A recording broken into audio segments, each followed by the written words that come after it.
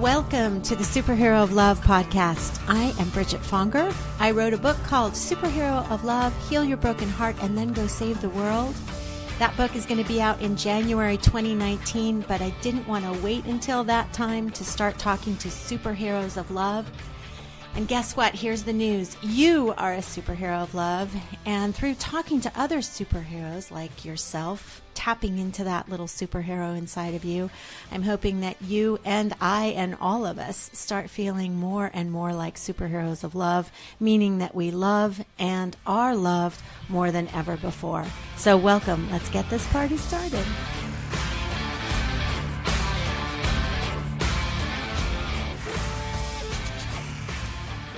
Welcome, superheroes. So this week I just returned from vacation and I had kind of a magical little experience there. Well, I had a million magical experiences on my vacation actually, because this vacation was spent at a place called Heavenly Mountain with my teacher, Master John Douglas, who you've heard about once or twice on previous episodes.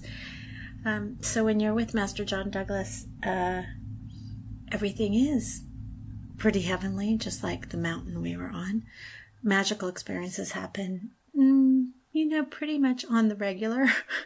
So one of the things I'm most grateful for, I have a list of 1,000, maybe tens of thousands of things I'm grateful for this trip, but one of the things I'm super grateful for is that I was able to help with the flowers for the events that took place over these 3 weekends.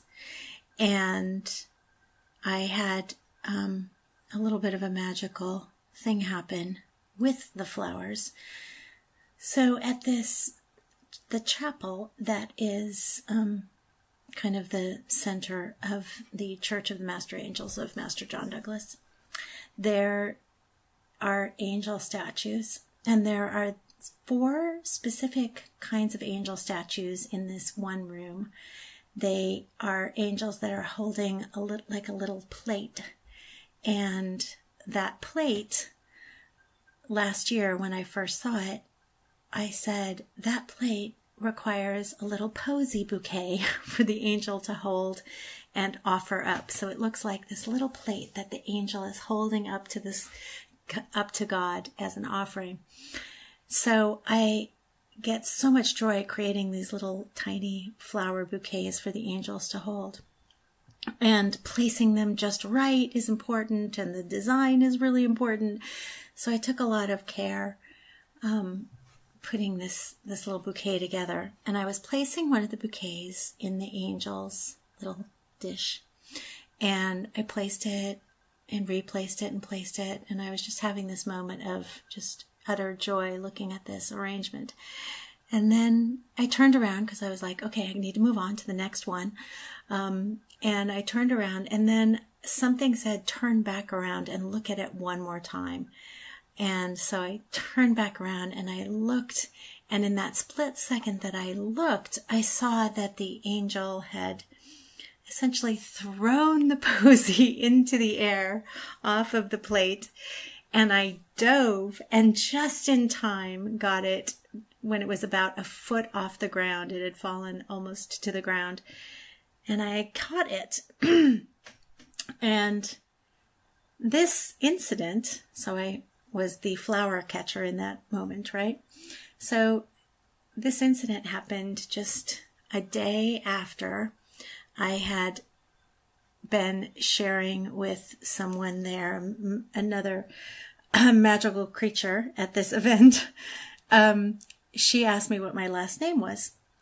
And I always have had such a hard time with my last name. And when I was younger, I wanted to change it, and but that hurt my dad's feelings, so I was like, okay, I'm not changing it. And so I've had some issues around being comfortable with my last name. And I met this beautiful woman, and she asked me what my last name was, which is just, it's kind of a rare question to ask somebody, I think. I don't often ask people what their last names are. So she asked me what my last name is, and I told her that I have this odd thing about my name. And then we finished that little conversation, and then I said, well, what's your last name? Because I felt like I should somehow be curious about her last name too. And she said, you won't believe it, but part of her last name is the word vanger, which is very similar to vanger. And in Dutch, that word means catcher.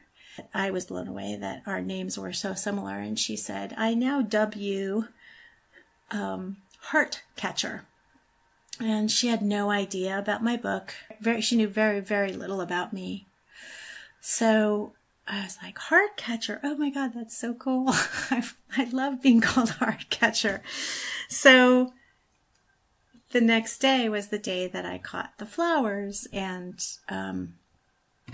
so I've been contemplating this concept of catching hearts, catching what we wish to have in our lives. Things are flying through the air toward us. Sometimes we see them, sometimes we don't. Sometimes we dive, sometimes we don't. So I'm going to lead us in a little mini meditation on this concept of catching that which we may wish to catch and then hold in our lives. So here we go. So sit comfortably if you aren't already. If you want to lay down and be even more comfortable or rested, please, I invite you to do so. Whatever can have you feel like you can take nice deep breaths and exhale. And just come into your body a little bit more. Breathing oxygen into every cell of your body.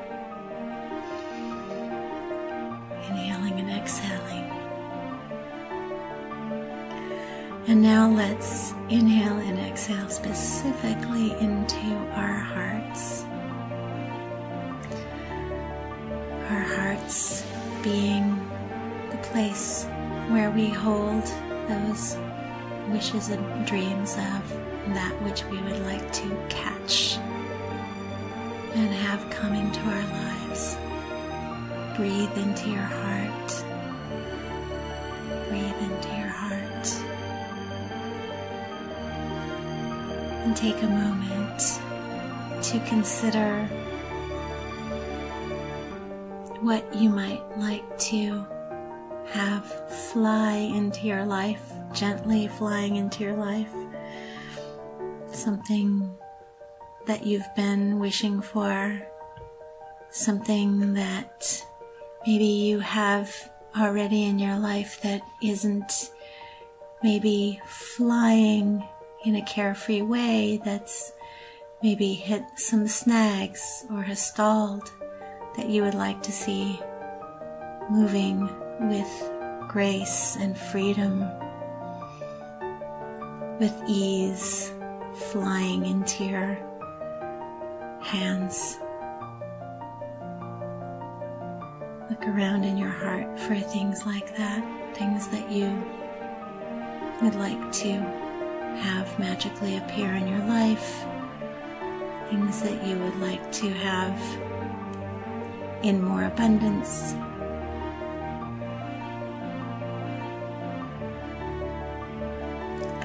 And now imagine a most beautiful rose, whatever color, the most magnificent rose that you can imagine.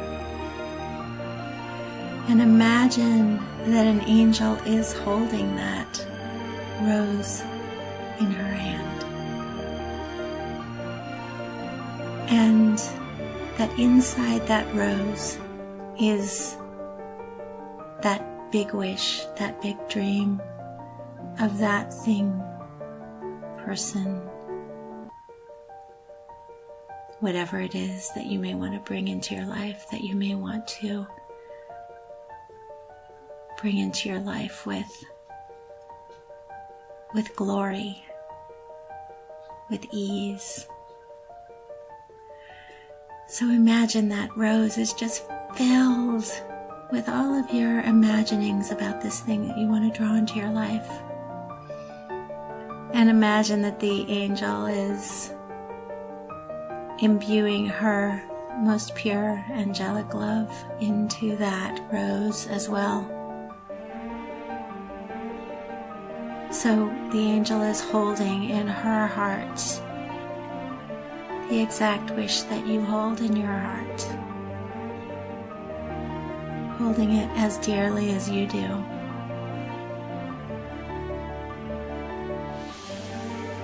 Imagine that rose just grows in its beauty, becomes even more magnificent as the moments move on. The more the angel looks at it, the more that you consider it, the more you can feel in your heart your love for that which you wish to draw into your life. Imagine it. Imagine it happening. Imagine your life with that in your life, a reality. And now imagine that this beautiful angel is throwing that rose toward you with grace and love, and you catch that rose with elegance and ease. And hold that rose to your heart and know that it is yours to catch, it is yours to hold, and it is yours to have. And now decree in your own heart that you will watch for that beautiful gift that you are wishing for to come into your life in as elegant and lovely a way, as blessed a way, as if an angel just threw a rose into your hands, gently landing in your hands,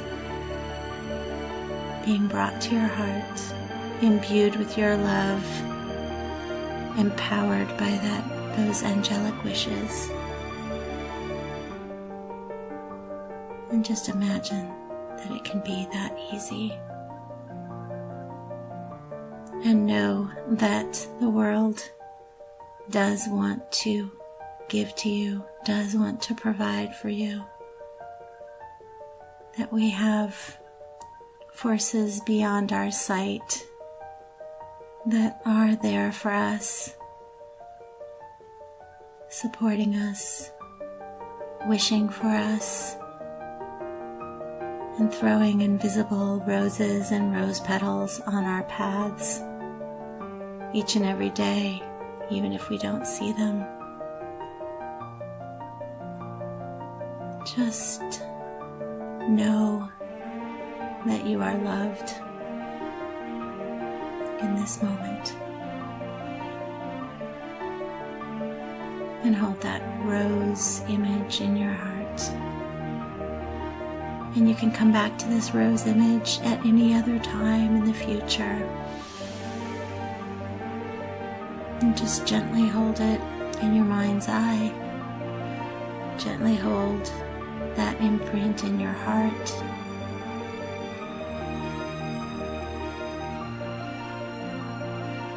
And now come back into your body and breathe into your body, breathe into your heart. And again, know that you can